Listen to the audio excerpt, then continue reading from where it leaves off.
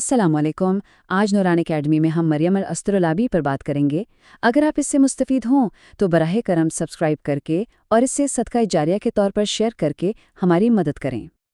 ذرا اس بات پہ غور کیجیے، یہ ایک بہت ہی گہری بات ہے اور یہی ہماری آج کی گفتگو کا مرکز ہے۔ ایک ایسے زمانے کے بارے میں سوچیں جب جہاز رانی، نماز کے اوقات، یہاں تک کہ سائنس کا دارومدار بھی آلات پر تھا، اور اس دور میں ایک مسلمان خاتون نے آسمانوں کے سب سے پیچیدہ آلے پر مہارت حاصل کی۔ اور ان کا نام تھا مریم الاسطرلابی۔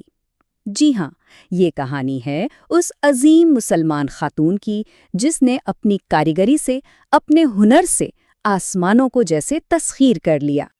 تو آئیے سب سے پہلے اس دور کے حالات کو سمجھتے ہیں۔ یہ جاننا بہت ضروری ہے کہ اس وقت کی دنیا کیسی تھی اور کیوں درست پیمائش اتنی زیادہ اہمیت رکھتی تھی۔ آج تو ہمارے پاس گھڑیاں ہیں، فونز ہیں، جی پی ایس ہے، لیکن اس زمانے کا تصور کریں جب یہ کچھ بھی نہیں تھا۔ کوئی سیٹلائٹ نہیں، کوئی جدید ٹیکنالوجی نہیں۔ وقت کا سارا انحصار مکمل طور پر آسمان کو پڑھنے پر تھا۔ دن کب شروع ہوا، رات کب ڈھلی، موسم کیسے بدل رہے ہیں، یہ سب کچھ سورج، چاند اور ستاروں کی چال سے ہی معلوم ہوتا تھا۔ اور مسلمانوں کے لیے تو معاملہ اور بھی نازک تھا۔ قبلہ کی سمت کا تعین، یہ عبادت کی قبولیت کے لیے ایک بنیادی شرط تھی۔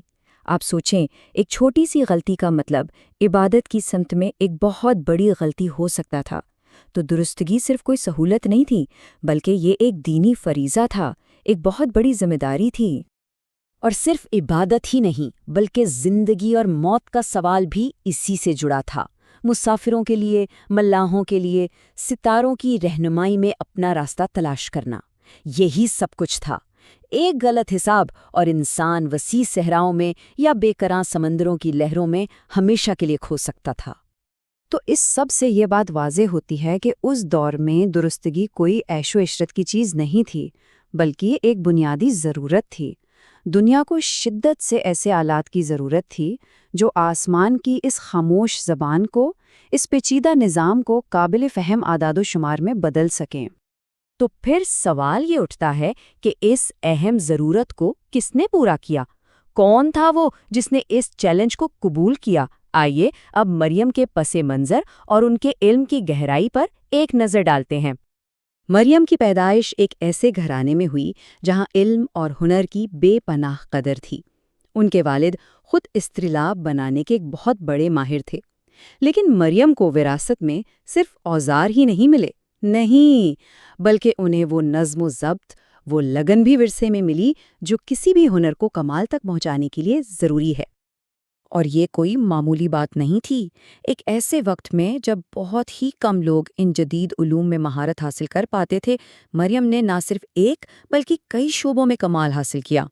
ریاضی، فلکیات، دھات پر کندہ کاری اور پریسیجن انجینئرنگ، یعنی انتہائی باریک بینی سے کام کرنے والی انجینئرنگ۔ تو اب دیکھتے ہیں کہ اس بے مثال علم نے کس طرح ایک ایسے آلے کو بہتر بنایا جس نے سچ پوچھیں تو تاریخ کا رخ ہی بدل کر رکھ دیا۔ یہ آلہ تھا اسطرلاب، اپنے دور کا سب سے پیچیدہ، سب سے جدید سائنسی آلہ۔ آپ اسے ایک طرح کا قدیم کمپیوٹر سمجھ سکتے ہیں، ایک ایسا آلہ جو پورے آسمان کا نقشہ آپ کے ہاتھوں میں تھما دیتا تھا۔ مریم نے اس آلے کو لیا اور اسے کمال تک پہنچا دیا۔ انہوں نے کیا کیا؟ سب سے پہلے تو اس کی درستگی کو بڑھایا۔ دھات پر پہلے سے کئی زیادہ باریک، کئی زیادہ نفیس لکیریں کندہ کیں، جس سے پیمائش میں چھوٹی سے چھوٹی غلطی کا امکان بھی ختم ہو گیا۔ پھر انہوں نے اسے استعمال میں آسان بنایا تاکہ کوئی بھی اسے تیزی سے اور بغیر کسی شک کے پڑھ سکے۔ یہی نہیں، انہوں نے اس کی پائیداری کو بہتر بنایا تاکہ یہ لمبے اور کٹھن سفر کی سختیاں جھیل سکے، اور سب سے بڑھ کر اسے مختلف جغرافیائی مقامات کے لیے موافق بنایا۔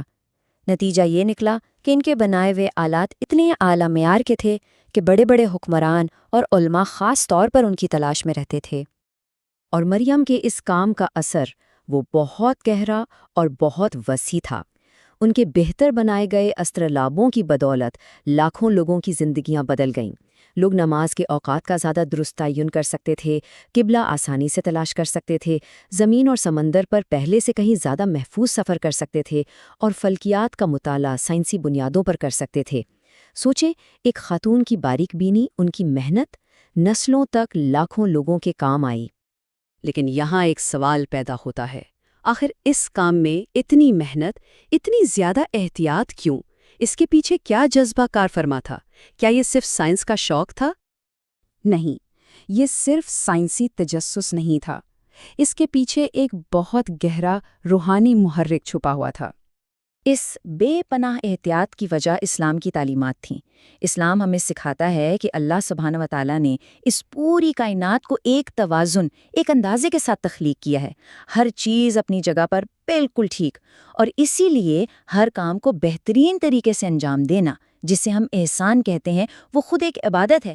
احسان کا مطلب ہی یہ ہے کہ ہر کام اس یقین کے ساتھ کیا جائے کہ گویا ہم اللہ تعالیٰ کو دیکھ رہے ہیں، کیونکہ اگر ہم اسے نہیں بھی دیکھ رہے تو وہ تو ہمیں دیکھ ہی رہا ہے۔ اور علم کے معاملے میں غفلت برتنا یہ ایک امانت میں خیانت کے مترادف ہے۔ اور یہ نقطہ اس سلائیڈ پر بہترین انداز میں واضح ہوتا ہے۔ دیکھیں، جب کسی کے پاس مہارت تو ہو، ہنر تو ہو، لیکن نیت میں خلوص نہ ہو، تو وہ ہنر انا اور تکبر بن جاتا ہے۔ اور دوسری طرف جب عبادت تو ہو، لیکن اس میں کمال نہ ہو، حسن نہ ہو، تو وہ محض ایک بے روح رسم بن کر رہ جاتی ہے۔ اسلام ان دونوں کو جوڑتا ہے، ہنر اور خلوص، مہارت اور عبادت۔